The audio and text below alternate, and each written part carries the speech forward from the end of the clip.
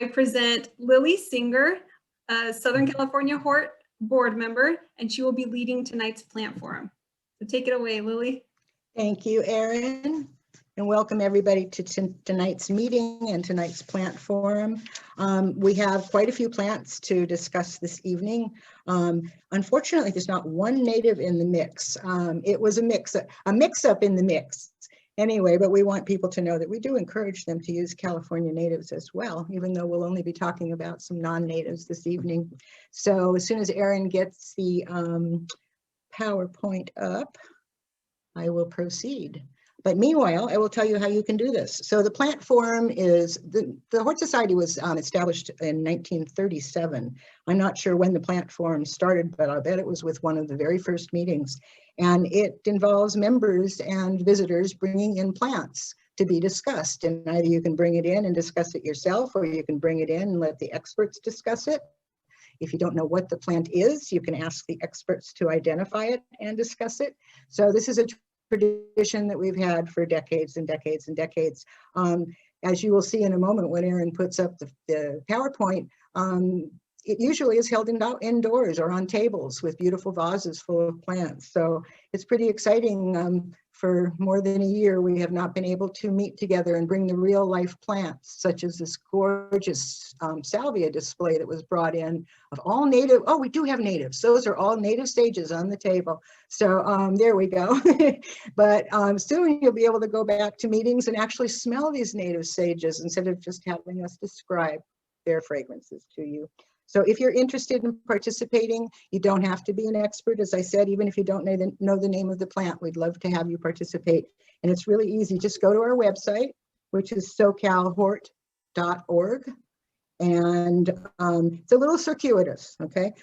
Go to archive at the top, and then go to plant forum. Even though this is not in the archive yet, go to plant forum and it'll give you all the instructions on how to submit your plant for the plant forum. There are specific questions that we ask you to answer, and then also to submit one or more photographs. Please join in, we love it. The more the merrier. So starting with native sages. We don't have time to go into them all, unfortunately. We're going to start with a plant from Australia. And I think that Eremophilus, which are collectively known as emu bushes, are very underused in California gardens. As you can see when you're reading this information, she got this plant, Joan Citron got this plant 20 years ago. Joan is out in the middle of the San Fernando Valley where it's hot as Hades and can get pretty cold. And this thing has survived and is still flowering so beautifully as of May 2nd of this year. So I've researched into this and do not have a source for either Rogers Pink, the cultivar, or the species Lanii. Australian Native Plants has Lanii in 5 gallon on back order, and that's as close as we could get, the straight species. But I will tell you, emu bushes are really great. They come in a range of colors from pinks to lavenders to almost pale blues to yellows and reds and oranges. And most of them get really nice sizes for urban gardens, about 5 by 5, 6 by 5, etc. And you stick them in a back corner, and once they're established, they're incredibly drought tolerant. As Joan says, it flowers when she waters it, which is very typical of plants from very dry areas. Sometimes you do water them and they'll put out a flush of bloom. So I heartily encourage you to look for Eremophilus in general and add some to your garden. It is visited by hummingbirds here in Southern California, although, as Steve mentioned a couple of meetings ago, there are no hummingbirds in Australia. The Anopheles bird is honey eaters, so analogous bird, I should say. This is a member of the Scrophulariaceae, the figwort family. Nice, beautiful, beautiful plants. On to the next one. I've got 7 plants to go. I can't talk too much. This is one of my favorite plants on the planet. So unfortunately, it is not only rare in the wild, it is rare in cultivation. It's really hard to find. In the 1990s and early 2000s, black flowers were all the rage, and this was pretty easy to find at the time. But I think most people in Southern California realized that it wasn't an ideal plant for this climate. This is a salvia from the Andes in Chile, Peru and Chile, I believe. And it doesn't do so well where it's so warm down here. It is a neat little 3x3 shrub. It's scandent, which means that it kind of vines around, but it has no tendrils. It does very well in containers, including hanging baskets. And of course, the flowers are not true black. They're really deep indigo purple. And one of my favorite horticultural stories comes from this. Steve Brigham, nurseryman who's now living in Oregon, used to be he was founding member of the San Diego Horticultural Society, and he used to do the plant forum, the list of the plant forum in their magazine every month. And he always would throw in a ringer, so something funny that you had to look for.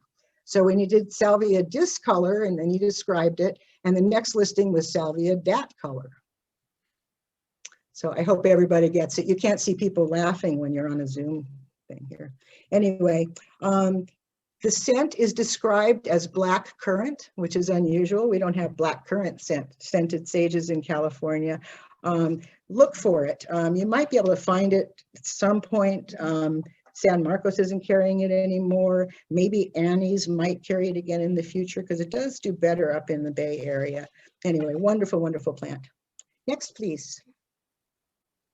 So this is a marvelous plant, and I think I don't know, my pictures are on top of the picture on the right. Is that true of everybody? I can move this over, Erin. Yeah. So, because you want to get a picture of, you want to be able to see all three of these pictures here, guys. This is an amazing plant, Doriantes Palmeri. It is known as the giant spear lily for obvious reasons. Every part of this plant gets big. So I kind of feel this is, in terms of design and using this in a garden, if you would like to have one of those giant yuccas or agaves in your garden, but you can't do it because it's too close to where people might be, because you don't want to put anything that's all pointy and stickery and might hurt you, this is a great substitute for it. It actually used to be in the same family as agaves and yuccas. So you can imagine this giant thing. Those leaves are only about 8 inches wide, but they're pleated many, many times over. And then each leaf gets about 8 feet tall. And then the flower spike comes up, and it's usually a bright red. It can vary a little tiny bit. But as you can see, those leaves, they go up, and then as they age, they kind of fall to the side. So one plant there is about 8 by 8. So you need room for it. Let's see what I wanted to tell you about it. It is a very unusual plant from Australia. There are only 2 species in the Dorianthus genus. The other one, which is Excelsa, you never know which one it is until it flowers. Excelsa can have an inflorescence that goes up to 20 feet, so that's quite different. And let me think what else. Annie's used to have it, but San Marcos Growers does grow it. So San Marcos is a wholesale grower. You cannot buy directly from them, but most retail nurseries in Southern California do buy from San Marcos Growers. So ask them if they can order one for you if you like it. There are some wonderful specimens at the Huntington in San Marino if you want to go see them. And shame on me, when the Huntington has its plant sales again, which were usually in May, you will be able to buy it from the Huntington. Next, please. This is out of Laura's garden, and Laura's garden. Oh, I wanted to mention, can you go back one just to the Dorianthus? I just wanted to mention, I wanted to thank Lynn Hoppengarner for sending this in. She's a first-time plant former.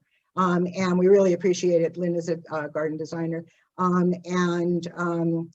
What I wanted to say is Lynn is in and around West Hollywood. So she's got this Dorianthus in full sun, and actually takes full sun just about anywhere. So moving on. This is Geranium Matarensi Alba, which is the white flowered form of the species Geranium Matarensi, which is a mauve to magenta pink. Annie's Annuals coined it as the ginormous geranium. It's not that big. It only gets about 3 by 3, 4 by 4 at very most. It is from the island of Madeira. It is actually rare and endangered. It's endemic to Madeira and the Madeira Islands. So it has a very small range, but put it in your garden and it will spread. Not obnoxiously, it's easy to pull them out. It is a biennial, which means the first year it grows and the second year it flowers and sets seed and dies. However, sometimes will act as a perennial and flower year after year. It likes partial shade. I would say that pretty widely. No matter where you are, you're always safe to put it in a morning sun situation only. And once established, it's pretty low water. Laura is growing it in Ventura. She said her plants live 2 years before producing the flower spike. This is the white form, and it is available from Greenwood Daylily, which is John Schuster's operation. Also from Annie's Annuals, they have the pink form of the ginormous geranium. And then also San Marcos is growing it. So if you're not in the vicinity of Greenwood Daylily, then you can get it at your local nursery. Last way to do it is to ask Laura for seeds when we next meet again at the Hort Society. Go on, please. Let's see. Oh, this is Erin's, and Erin's a first-time submitter as well. So this is an Epithelium hybrid. There are, what I saw on the Epiphyllum Society's thing, there's something like more than 7,000 Epithelium hybrids registered as of 1996. So we are 15 years later, so you can imagine it's probably over 10,000 by now. So it's pretty hard to tell which one it is, but it is very pretty and very sweet pink. So epiphyllums, collectively known as orchid cacti, are from Mexico, but actually mostly from Central America, and then they range a little up to Mexico and then down some into South America. They are epiphytic cacti mainly, so they grow hanging out of trees. So the way that these are usually cultivated is in baskets with orchid bark, something they can cling on to, or you just lash them onto your tree branch or something and spritz them every once in a while. So this is one in Tarzana in Erin's garden that's kind of been hiding out for a couple of years and decided to bloom. They're really pretty. Unfortunately, generally they don't have any fragrance. A lot of the species epiphyllums and members of that group of cacti, many of them are some of the most fragrant flowers on the planet, but most of these hybrids you won't find a nice fragrance on. And they're widely available. You can get them through a lot of cactus and succulent sales when the clubs meet and have their sales. Pretty much you can find them at a lot of nurseries too. And then I wanted to let people know about the Epiphyllum Society of America. The website for it is Epiphyllums, plural, so Epiphyllums, plural.org. And they have an encyclopedia and all kinds of stuff about culture. It's a fascinating website. So next, please. Actually, Lily, I do want to add on to that, if anyone is in the Tarzana area and they're interested in buying an epiphyllum, this one in particular, or the same version in white, then Donna Marie Baker, she does sell a couple of them, but she doesn't have many. So if anyone's interested and in the area, you can always reach out to us. Okay, great. So they can contact you or the Hort Society, or do we have a number or an email for Donna Marie? They can contact the Hort Society and then it'll get reverted to me. So socalhort@gmail.com. Okay, great. Thanks, Erin. Also, wanted to mention on here, just to be a stickly person, go back to yours, that what that flower is growing off of and your new bud is coming off of is actually a stem, not a leaf. So okay, good to know. As a family, Cactaceae have no leaves. The leaves have evolved into being spines and other things. However, you sometimes do see right in the little crotches of the little bumps on the stems, on the edges, little scallops, you might see a little vestigial leaf. So kind of fun stuff. Okay, moving on to Lapigeria. So Lapigeria, this is growing in Burbank in April Curtis's garden. Lapigerias are very special plants. They come from the temperate rainforest area in southern Chile. And actually, they are the national flower of Chile. Usually there's more than one. This is growing in Burbank. Lapigerias are not real happy here. In fact, San Marcos growers stopped growing them because it's too warm in Santa Barbara for them. So even though they're from a rainforest, they're from a cool rainforest at a high elevation. So they're a little tricky to grow here, but you do see them once in a while.